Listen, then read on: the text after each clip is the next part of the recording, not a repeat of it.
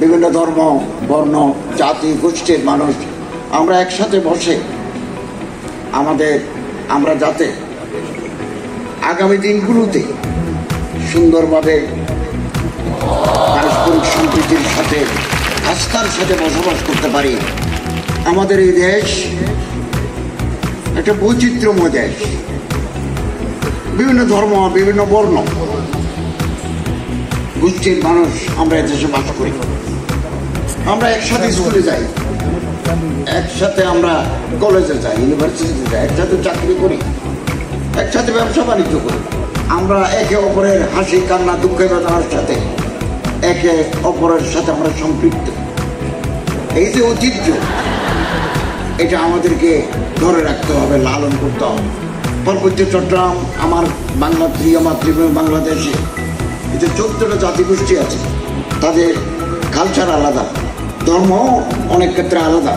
এই বৈচিত্র্য, একটা বাগানে যেমন নানা বর্ণের ফুল থাকে, নানা রং, নানা বর্ণ, নানা সুবাস, একটা দেশেও এরকম নানা জাতিগোষ্ঠীর অধিবাস থাকে। একটা ফুল নিয়ে বাগান হয় না, একটা ফুল ফুটলে বসন্ত আসে না, বসন্ত আসলে সব ফুল ফুটে। এটাই আমার দেশের বৈচিত্র্য।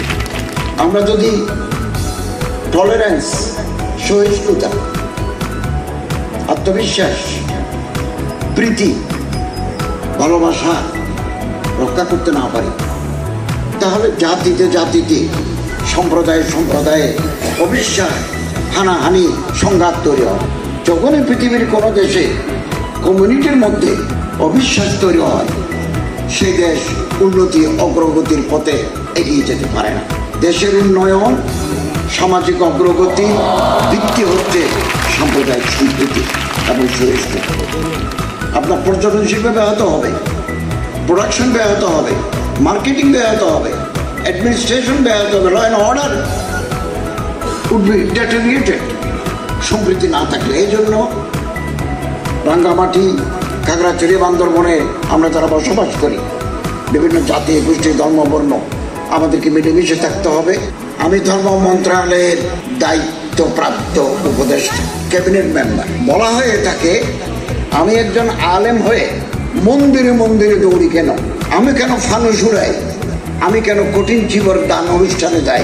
আমাকে যেতে হবে। It is my official duty to visit the temples, the mandirs, the churches. এটা আমার রাষ্ট্রীয় দায়িত্ব। আমি মসজিদে যাব ইবাদত করার জন্য, যেহেতু আমি মুসলমান, কিন্তু আমি মন্দিরে যাব রাষ্ট্র দায়িত্ব পালনের জন্য। এটা আমার রাষ্ট্রীয় দায়িত্ব, এটা স্টেট রেসপন্সিবিলিটি। আমি কেবল মুসলমানদের উপদেষ্টা নই, আমি হিন্দু, বৌদ্ধ, খ্রিস্টান, নৃগোষ্ঠী, পাহাড়ি, এই যে 14 যে জাতি, এইগুলোরও আমি উপদেষ্টা। এবং আমার গভর্নমেন্ট সেকুলার গভর্নমেন্ট, আমার কনস্টিটিউশন সেকুলার কনস্টিটিউশন। আমার এই দেশ ইসলামী রাষ্ট্র নয়, আমারাতে শরিয়া নাই এখানে, এটা সেকুলার স্টেট। নরওয়ে, ফিনল্যান্ড যেমন এটা সেকুলার স্টেট, ইংল্যান্ড যেমন secular state, Bangladesh secular state. এবং হিন্দুদের জন্য, বৌদ্ধদের জন্য, খ্রিস্টানদের জন্য, জাতিগোষ্ঠীর জন্য আলাদা আলাদা মন্ত্রণালয়ের বরাদ্দ আছে, গভর্নমেন্টের বরাদ্দ আছে। এই টাকা আপনি মন্দিরে, শ্মশানে, প্যাগোডায়, মসজিদে, মাদ্রাসায়, এতিমখানায়, অনাথালয়ে বিতরণ করবেন। আপনি মন্দিরে যাবেন কিনা, কঠিন জীবন দানে আপনি যাবেন কিনা, দুর্গা পূজায় আপনি যাবেন কিনা, ইট ইজ ইউর ডিসিশন। আপনি যাবেন কি যাবেন না সেটা আপনার নিজস্ব ব্যাপার। কিন্তু আমাকে যেতে হবে, আমি বাংলাদেশ সরকারের ধর্ম উপদেষ্টা, আমি তাদের প্রতিনিধি, আমি তাদের অভিভাবক। কোথাও কোনো অসুবিধা হচ্ছে কিনা, তারা কোনো ইনসিকিউরিটি ফিল করছেন কিনা, নিরাপত্তাহীনতায় কোনো ভুগছেন কিনা, কি তাদের অসুবিধা, এই দেখভাল করার রাষ্ট্রীয় দায়িত্ব আমার উপর অর্পিত।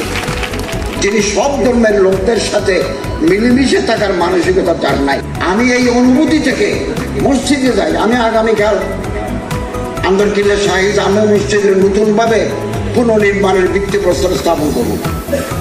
12টা 10টায় আমি টাইফয়েডের এটা হেলথ মিনিস্ট্রির এটা উদ্বোধন করবো, টাইফয়েড ভ্যাকসিন। গতকাল গেছি আমি কুমিল্লায়, শালবন, নব শালবন বৌদ্ধ বিহারে গেছি, কঠিন জীবরদানে ছিলাম এবং একটা meditation centre and free Friday hospital ভিত্তিপ্রস্তর দিয়ে এসেছি এবং তাদের সাথে অবস্থান করেছি, তাদের মন্দিরগুলো ঘুরে দেখেছি। আমি মন্দিরে যাই পূজা দেওয়ার জন্য নয়।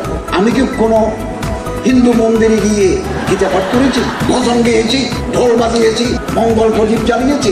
এটা তাদের কাজ। কিন্তু আমি রাষ্ট্রের প্রতিনিধি, তারা ঠিক মতো নির্ভয়ে উৎসাহ উদ্দীপনা নিয়ে তারা তাদের পূজা পার্বণ সাংস্কৃতিক উৎসব করতে পারছে কিনা এই দেখভাল করার দায়িত্ব আমার।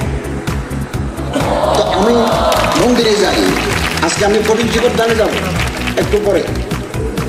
ওনাদের ধর্ম ওনারা পালন করবেন, আমার ধর্ম আমি পালন করব। যেহেতু আমি রাষ্ট্রের প্রতিনিধি, তাদের পাশে থেকে তাদের আস্থাটা আমি বৃদ্ধি করতে চাই। এটাই হচ্ছে মূল মেসেজ। এটা আমার ধর্মের সাথে কোনো ক্লেশ নাই। 91.4% মুসলমান এই দেশে, 3 কোটি হিন্দু, 11 লক্ষ বৌদ্ধ। স্বাভাবিক একজন বৌদ্ধ একজন হিন্দু দাবি করতে পারে এই দেশ তো আমাদের সবার।